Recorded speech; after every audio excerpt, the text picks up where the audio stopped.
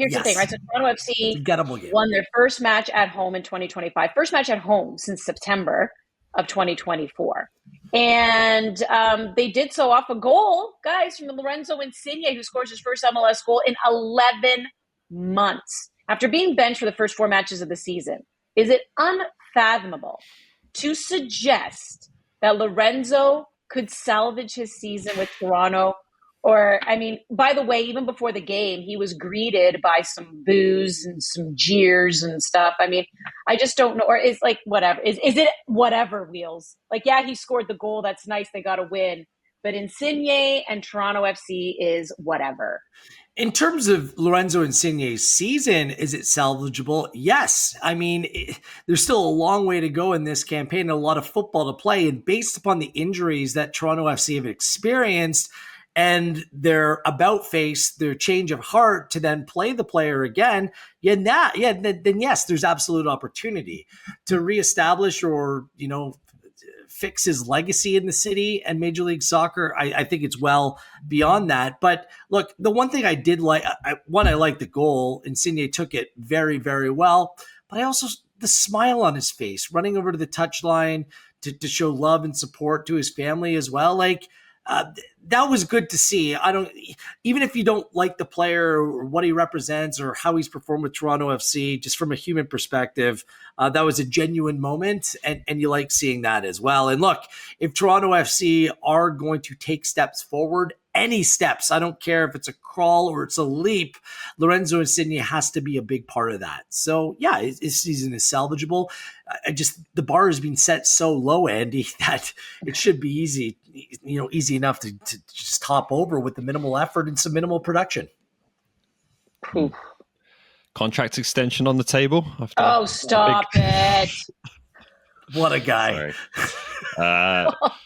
Look, Wills is right in the sense that if TFC are going to show any kind of short-term improvement, they need Insigne to play well. They need Bernardeschi to play well. And we saw that in the match on Saturday. It doesn't change a single thing in the longer term for me. I think this player should have been bought out on January the 31st, which was when the last transfer window opens.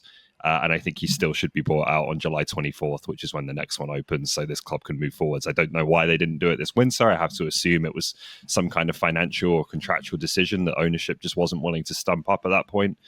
I hope with 1 year to go in the summer, they are, and they're able to move on and start rebuilding the team. And to be honest, I think Bernardeschi needs to go with him as well. Well, they have 2 buyouts to use. I think they should buy both. Is that the best way to use them? Maybe you can do a deal with Bernardeschi. Could you find a club who will take him?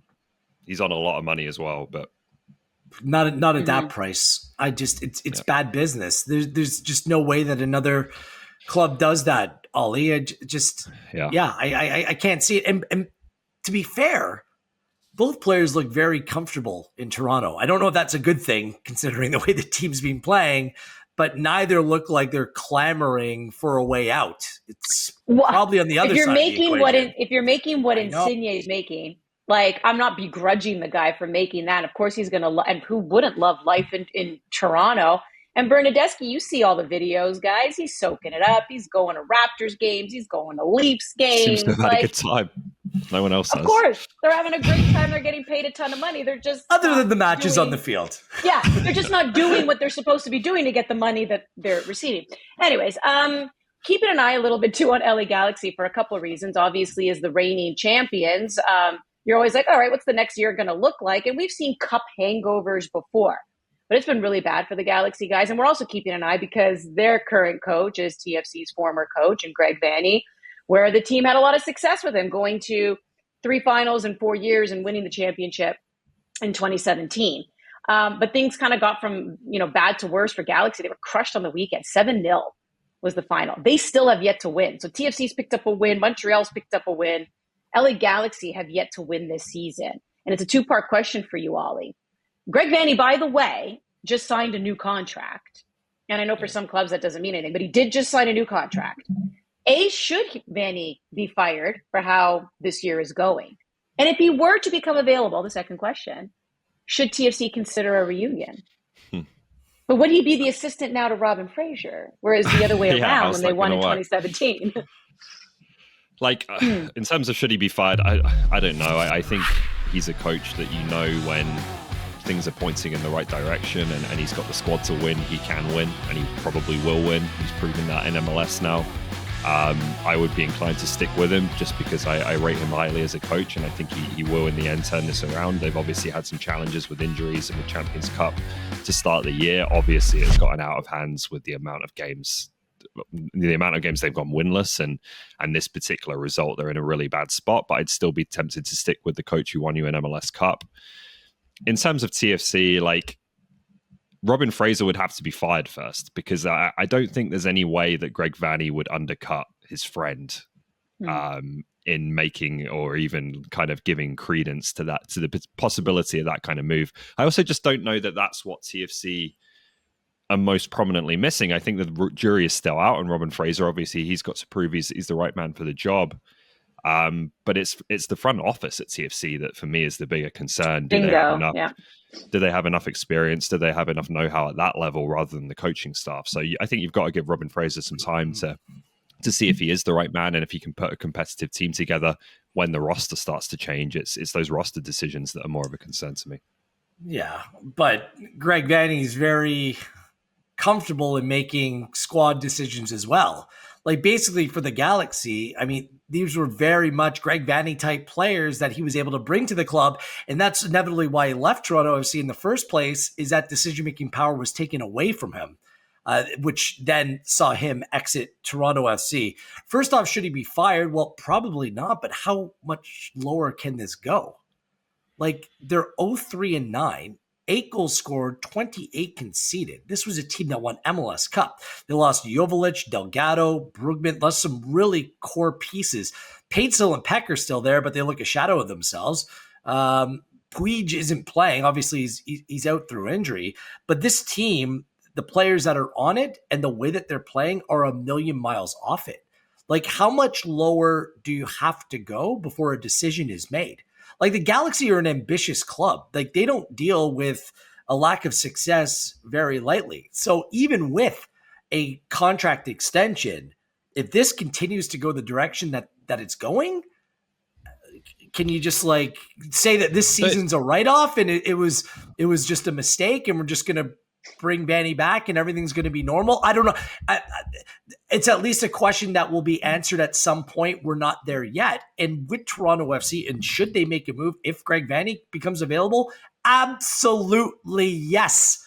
He's the best manager in club history. He's proved that. He's beloved by the fan base. He can make decisions off the field and apply them on the field in the best interest for this club. The club hasn't been the same, not just since Bezbachenko left, but since Greg Vanney left as well. He didn't want to leave Toronto. His family was very comfortable here. You saw how emotional he was. There's ties. He gets the league. There's few people better than him across Major League Soccer to do this kind of thing. So if he becomes available, I mean, this is no slight on Robin Fraser or anyone else. You go for the sure thing. You go for the slam dunk. You go for someone with history, a history of success here. Bob Absolutely. If Greg Vanney... But come on, Greg Vanney in this market in modern times has had success. Bob Bradley, not only his son was playing for the team, his success came in the past. Okay, so his LAFC team was very good. I know they didn't win an MLS Cup, but the way that was built, that wasn't just Bob was the manager of that team, and he took them just about as far as he could.